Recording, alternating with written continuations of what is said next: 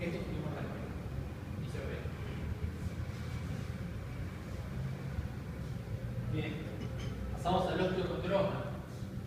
Son lesiones originadas a partir del crecimiento aberrante de un tejido normal. En las costillas suelen ubicarse en unión condrocostal y se caracterizan por protuberancias pedunculadas derivadas de la superficie de la matriz ósea. Suelen tener una capa de cartílago hialino, el cual se nos calcifica y es mejor visto por la región computada. Siempre se ve como un cap calcificado, que en resonancia magnética se va a ver inteligencia, pero que topográficamente es característico. Ahí lo tienen, en una lesión de partes blandas, ¿sí? Que depende de la costilla, en la proximidad de la unión condrocostal. Tiene una producción con ángulo obtuso hacia el pulmón y este característico casquete calcificado que es justamente el cartílago calcificado mineralizado, ¿sí? En el condroide. Lo mismo acá, en un T2, se ve por decir, la intensidad que tiene la matriz condroide. Otro ejemplo, también, fíjense además en este caso, vemos que el cartílago no está calcificado, pero muestra pequeñas calcificaciones deformes, forma un ángulo obtuso, ¿sí? Y se origina de la unión costal anterior de la costilla derecha. El quiste óseo aneurismático suele tener rápido crecimiento, destrucción ósea y expansión a las regiones adyacentes. Es mucho más frecuente encontrar un quiste óseo aneurismático en la columna, en una costilla o en la clavícula, pero aparece en el húmero, pueden aparecer también entonces formando parte de lesiones de la pared torácica. Las masas habitualmente presentan múltiples cavidades quísticas llenas de sangre, revestidas con fibroblastos y osteoblastos. Tenga presente que esto es importante que lo diagnóstico porque habitualmente cuando uno hace el diagnóstico del quiste neurismático, lo ideal es no tocar. Son en ese capítulo del libro que se llama lesiones para no tocar. Cuando uno pulsa eso, sangre, y en realidad es una lesión benigna. Entonces, uno va a ir a la biopsia de un quiste neurismático en tanto en cuanto que es un diagnóstico diferencial que pueda sugerir otra cosa. Suelen producirse en pacientes menores de 30 años en elementos de la columna vertebral y la detección en resonancia magnética de un nivel líquido-líquido indica la naturaleza hemorrágica del quiste. Además de líquido-líquido también pueden encontrar septos y es también bastante sugestivo. Una lesión del hueso que le insufla, que tiene nivel, que tiene septos, debería ser cuestión de una imagen.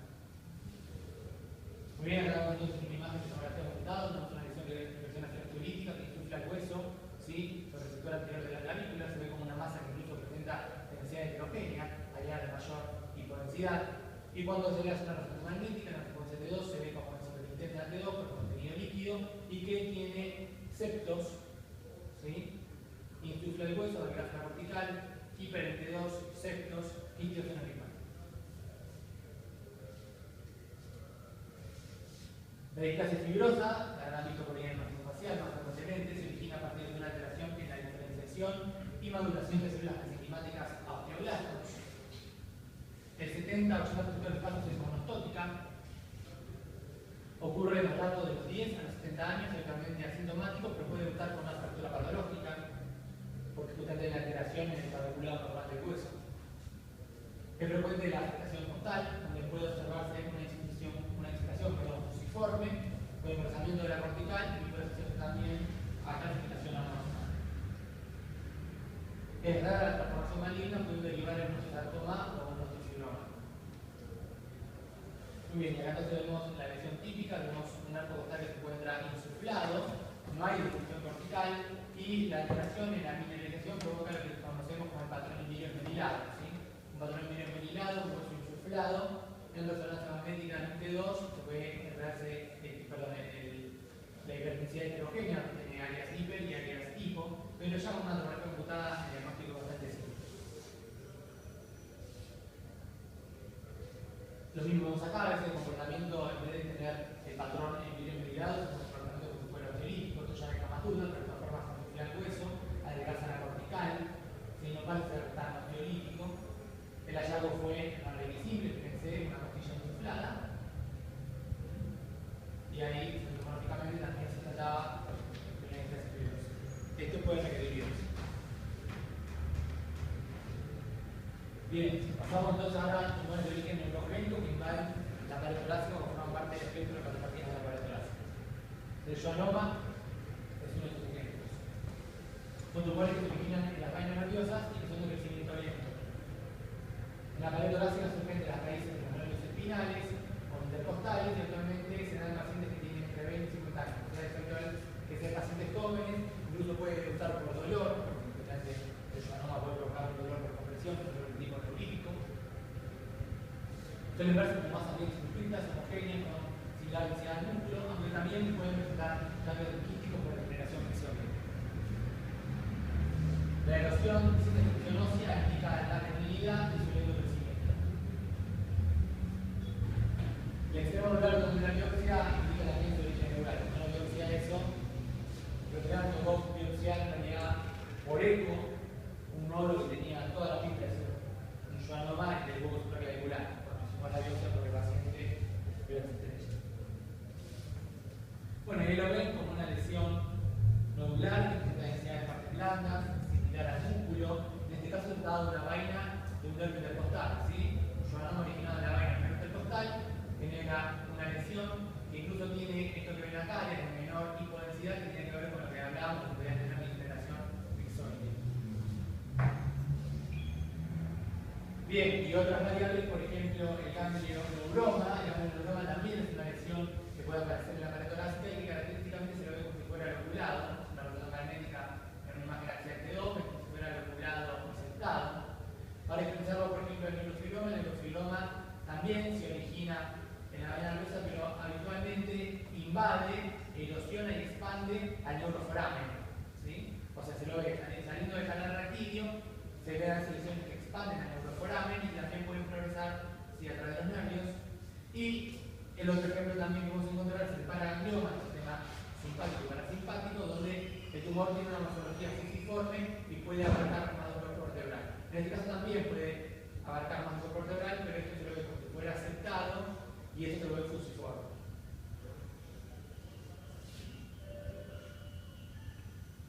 Bien, vamos a pasar ahora a la contraparte.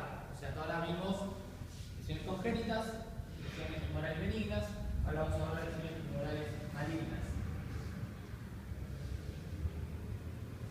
También se originan, como decíamos, de distintos tejidos que componen la pared torácica, muscular, vascular, fibroso, de los nervios periféricos, cartilaginoso, óseo, adiposo, hematológico, dermatológico, aunque algunos nunca cambian en estas categorías, como el sarcoma de Ewing y el sarcoma sinovial, que pueden secundariamente invadir la pared. Son de rápido crecimiento y suelen manifestarse con dolor. En la RX suele servir para la detección de la infección postal, puede ser el primer estudio con el cual se diagnostica. La tomografía es un método más sensible que permite además poder visualizar clasificaciones de la matriz tumoral, de lesiones óseas. Y la resonancia magnética permite una adecuada identificación del tumor y una caracterización de los tejidos que la componen. Vamos a empezar con la parte del músculo, el leiomiosarcoma. Corresponde al 5% de los sarcomas de tejidos blandos. Es más frecuente en hombres entre 50 y 60 años. Las lesiones pueden ser dolorosas y solitarias. La multiplicidad debe indicar la presencia de metástasis. Y suelen presentar densidad inhomogénea por la presencia de necrosis y anemia, como toda lesión maligna. Con el contraste pueden realizar periféricamente o directamente en la zona raíz. En este caso vemos un leiomiosarcoma, que es una lesión de la región dorsal, ¿sí? De la pared torácica, se ve como una masa de partes blancas, hipointensa, es un T1 con dado línea, y en el contraste se ve un realce heterogéneo, ¿sí? Y la infiltración y la fuente de carne de clivaje con el resto de la musculatura parental.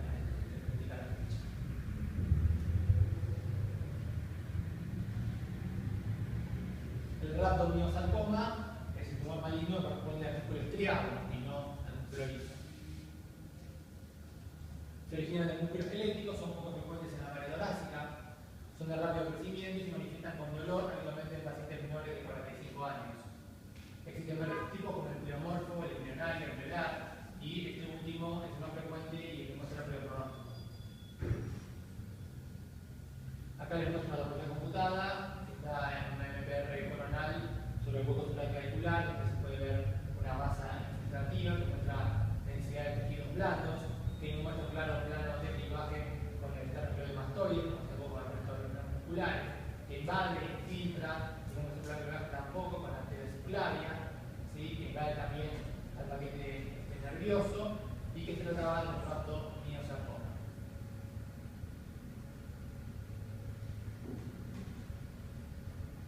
Vamos a los tumores vasculares malignos.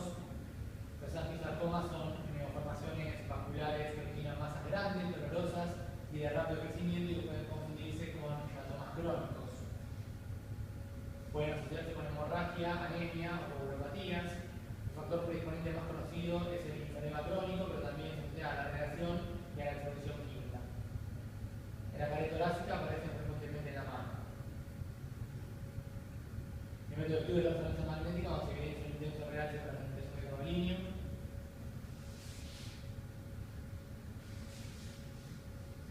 Y acá entonces tenemos un angiosarcoma, que es un estudio de la resonancia magnética T1 con gabalinio, donde se puede ver el realce heterogéneo de la lesión, las áreas de vacío de flujo, ¿sí? Los contornos regulados, ¿sí? Este es el gran angiosarcoma. Respecto a los tumores de ganglio periférico, tenemos el neuroblastoma y el ganglio neuroblastoma. Se producen en ganglios simpáticos extraadrenales en la pared torácica, frecuentemente en niños. Suelen manifestarse con masas palpables con presencia o no de dolor y de síntomas relacionados con la viabilidad del riñón. El neuroblastoma consiste principalmente en neuroblastos inmaduros, mientras que el ganglio neuroblastoma tiene un componente de células gliales y ganglionares.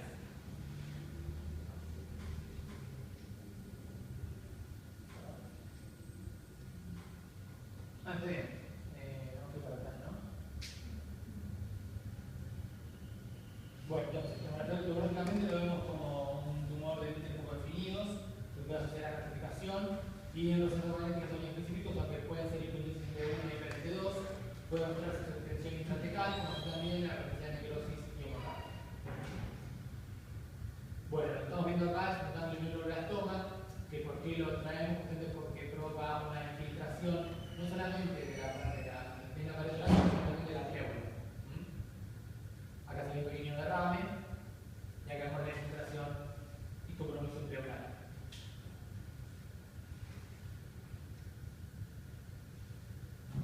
Bien, el schwannoma maligno dentro de los tumores de las vainas tiene igual incidencia en hombres y mujeres, salvo en los casos de neurofibromatosis tipo 1, margen de 17 a 80 años, con una media de 42 años, y considerado homólogo del glioblastoma del sistema nervioso central, es de lento crecimiento, se manifiesta como una masa residual dolorosa y más frecuente en pacientes con presente de neurofibromatosis tipo 1.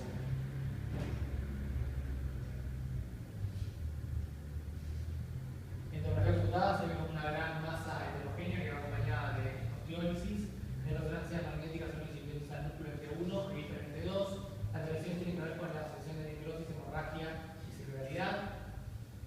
Y la invasión del tejido adiposo circundante o de otras estructuras vecinas, así como también el edema perilesional o el edema óseo, son los que ayudan al edema óseo. Y acá vemos, recuerdan ustedes, la imagen del schwannoma benigno, que era una lesión nodular de límites definidos, en este caso una resonancia magnética, donde podemos ver una gran masa que tiene invasión de la pared torácica, tanto hacia el plano muscular, el plano graso subcutáneo, como también hacia la pleura, sin mostrar un plano de clivaje. Esto es un T2.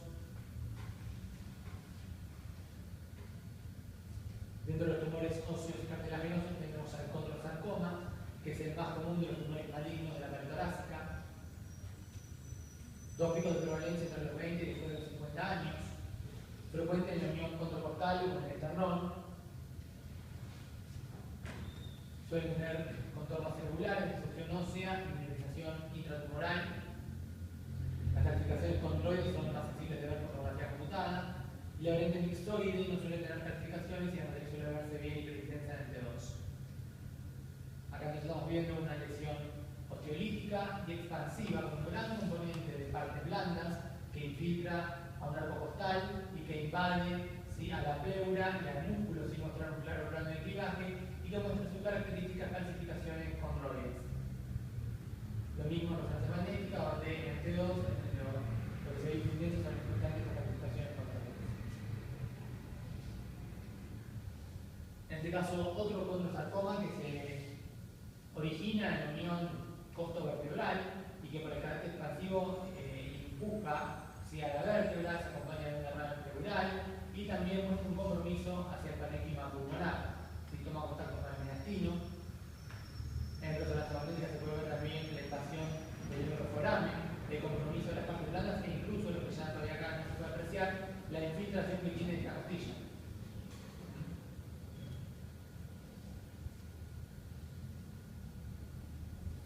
Otro paciente con una masa diagnosticada en la placa simple de tórax y también se ve como una masa de la región mamaria con clasificación espondroide, también retrocondrosarcoma. Otra lesión más, fíjense cómo se ve una lesión expansiva, osteolítica con un componente de partes blandas, se había visto como un hallazgo en el perfil de la RX y en la unión condrocostal anterior derecha aparece la lesión.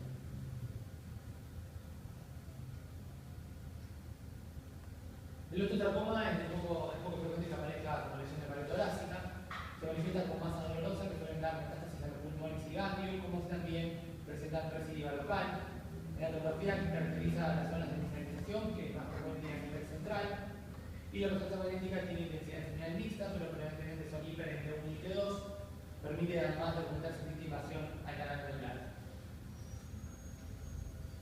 Aquí vemos entonces un osteosarcoma, resonancia magnética entre 1 con gadolinio. Lo que estamos viendo en realidad es una voluminosa masa que ya es invasiva a todo el pulmón, ¿sí? O sea, invade el parénquima. Acá se ve el compromiso de las partes blandas y óseas de la pared torácica y la falta de clivaje que tiene con el unión costovertebral. El real es claramente heterogéneo. Otra lesión que se ve con un hallazgo en la RX acá y en el perfil. Y vemos entonces una lesión de aspecto infiltrativo, osteolítica, con gran componente cálcico, también se trataba de un osteosarcoma de retrocostal anterior. Para mencionar otros tumores de importancia, el sarcoma de Ewing, que en este caso no lo voy a pretender, no vamos a hacer esto porque no van a ver la parte de neuro, no es frecuente que esté en la pared torácica, pero en este caso por continuidad se veía toda esta lesión en la pared posterior y esto que en realidad se ve brillando es un poco de barraca que se puede ver en el tipo de sarcoma. El plasmocitoma, ¿sí? También puede aparecer como una lesión de la pared torácica, pero fíjense el compromiso que tiene sobre la costal y esto, a pesar de que tiene, o sea, todavía tiene un acuerdo de contusión, pero es extrapleural justamente por el compromiso que tiene con la costal. ¿Sí? Ya en mieloma múltiple son múltiples osteolíticas que pueden distribuirse de manera difusa por todo el esqueleto, pero bueno, en la pared torácica va a haber lesiones aleatolíticas en las vértebras, en el esternón, en cada una de las costillas, en las escápulas, y en este caso la invasión con el tejido que tiene densidad de partes blandas hacia la pleura, ¿sí? Compromiso pleural, compromiso de partes blandas y compromiso óseo difuso.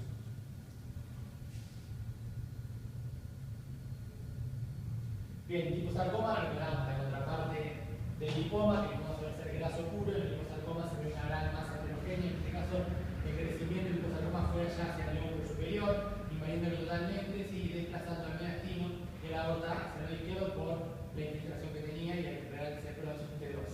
Y el componente heterogéneo, sí, con septos, con imágenes hiperintensas.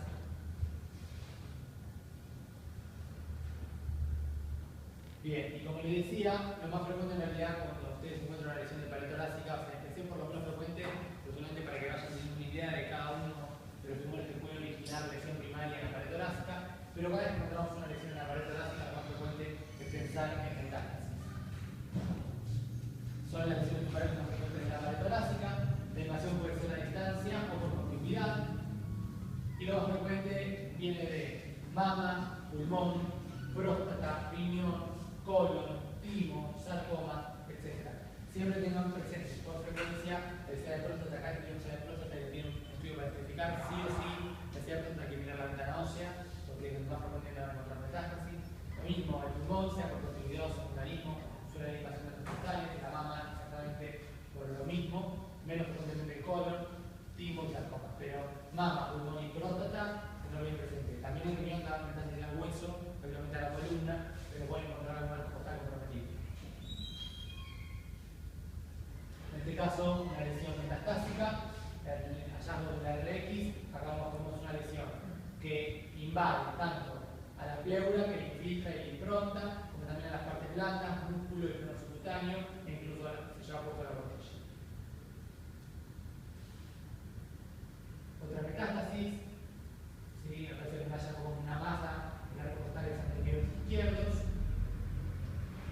y ahí se ve la lesión degenerativa con una componente de parte blanda, con erosión ósea, invadiendo a la pleura, formando el ángulo de oclusión. Y también fíjense el compromiso entre la subcutánea y la piel. En este caso es un paciente que le tocó pulsar Nelimab. Más allá de las características inmunológicas, en la gran mayoría de los casos, como dije al principio de la clase, ¿no? El diagnóstico de realizarse en la reconstrucción biopsia, fuera cual fuera el lugar de origen. Y lo que vamos a ver acá es una lesión, ¿sí?, de la pared torácica que mostraba un ángulo obtuso y impresionaba también generar una erosión ósea, por lo cual lo consideramos como una lesión de la pared torácica que era extrapleural, ¿sí? No era del parénquima, no era de la pleura, era extrapleural. Tenía límite bastante definido, no parecía ser muy agresiva.